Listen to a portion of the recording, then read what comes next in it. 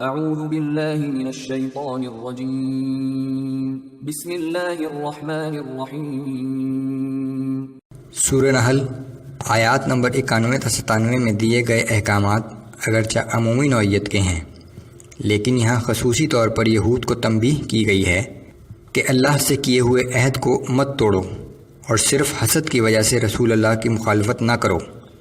اللہ سے کیے ہوئے عہد کو حقیر متاع دنیا کے عوض فروخت نہ کرو اور نہ ہی اپنی قسموں سے لوگوں کو گمراہ کرو۔ ثابت قدم رہنے والے مسلمانوں کو تسلی کہ انہیں بہترین اجر ملے گا۔ اعوذ باللہ من الشیطان الرجیم۔ وَأَوْفُوا بِعَهْدِ اللَّهِ إِذَا عَاهَدتُّمْ وَلَا تَنقُضُوا الْأَيْمَانَ بَعْدَ تَوْكِيدِهَا وَقَدْ جَعَلْتُمُ اللَّهَ عَلَيْكُمْ كَفِيلًا۔ اور جب تم اللہ سے کوئی عہد کرو تو اسے پورا کرو اور اپنی قسموں کو پختہ کرنے کے بعد مت توڑا کرو، کیونکہ تم اپنے اس عہد پر اللہ کو گواہ بنا چکے ہو۔ إِنَّ اللَّهَ يَعْلَمُ مَا تَفْعَلُونَ۔ بے شک تم جو کچھ بھی کرتے ہو اللہ اسے جانتا ہے۔ وَلَا تَكُونُوا كَالَّتِي نَقَضَتْ غَزْلَهَا مِن بَعْدِ قُوَّةٍ أَنكَاثًا۔ اور تم اس عورت کی طرح نہ ہو جاؤ جس نے اپنا سوت مضبوط کاٹنے کے بعد ٹکڑے ٹکڑے کر کے توڑ ڈالا۔ تَتَّخِذُونَ أَيْمَانَكُمْ دَخَلًا بَيْنَكُمْ أَن تَكُونَ أُمَّةٌ هِيَ أَرْبَىٰ مِنْ أُمَّةٍ۔ تم اپنی قسموں کو اپنے درمیان فریب کاری کا ذریعہ بناتے ہو تاکہ اس طرح ایک گروہ دوسرے گروہ سے زیادہ فائدہ حاصل کر لے۔ انما یبلوکم اللہ بہ۔ یقیناً اللہ تو اس عہد و پیمان کے ذریعے تمہاری آزمائش کرتا ہے۔ وَلَيُبَيِّنَنَّ لَكُمْ يَوْمَ الْقِيَامَةِ مَا كُنتُمْ فِيهِ تَخْتَلِفُونَ۔ اور جن چیزوں میں تم اختلاف کرتے ہو قیامت کے دن اللہ تم پر ان کی حقیقت واضح کر دے گا۔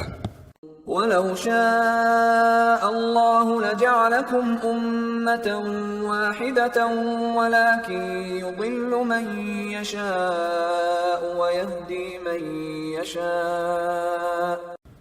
اگر اللہ چاہتا تو تم سب کو ایک ہی امت بنا دیتا، لیکن وہ جسے چاہتا ہے گمراہی میں بھٹکتا چھوڑ دیتا ہے اور جسے چاہتا ہے ہدایت عطا کر دیتا ہے۔ جو شخص اللہ سے ہدایت طلب کرتا ہے اللہ اسے ہدایت عطا کر دیتا ہے، لیکن جو شخص گمراہی پر اصرار کرنا چاہتا ہے اللہ اسے گمراہی میں بھٹکتا چھوڑ دیتا ہے۔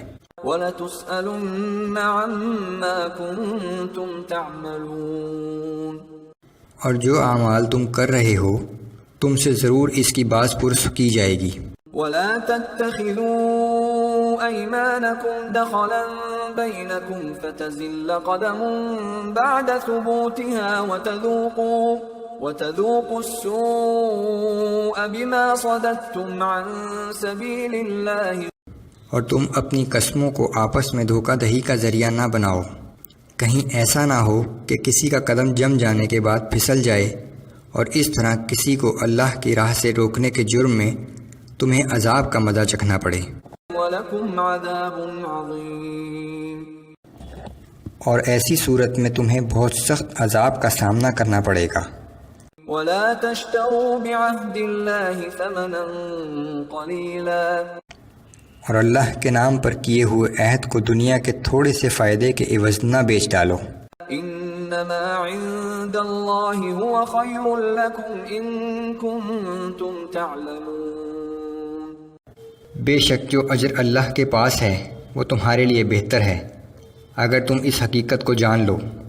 ما عندکم ينفد وما عند اللہ باق۔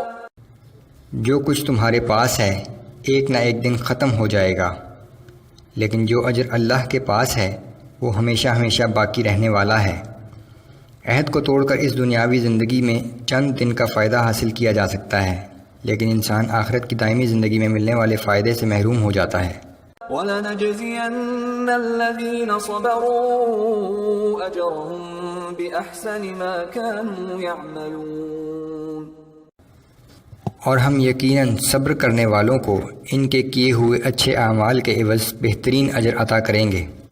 من عمل صالحا من ذكر أو أنثى وهو مؤمن فلنحيينه حياة طيبة جو شخص بھی نیک عمل کرے گا خواہ مرد ہو یا عورت بشرط کہ صاحب ایمان ہو ہم اسے دنیا میں پاکیزہ زندگی عطا کریں گے وَلَنَجْزِيَنَّهُمْ أَجْرَهُمْ بِأَحْسَنِ مَا كَانُوا يَعْمَلُونَ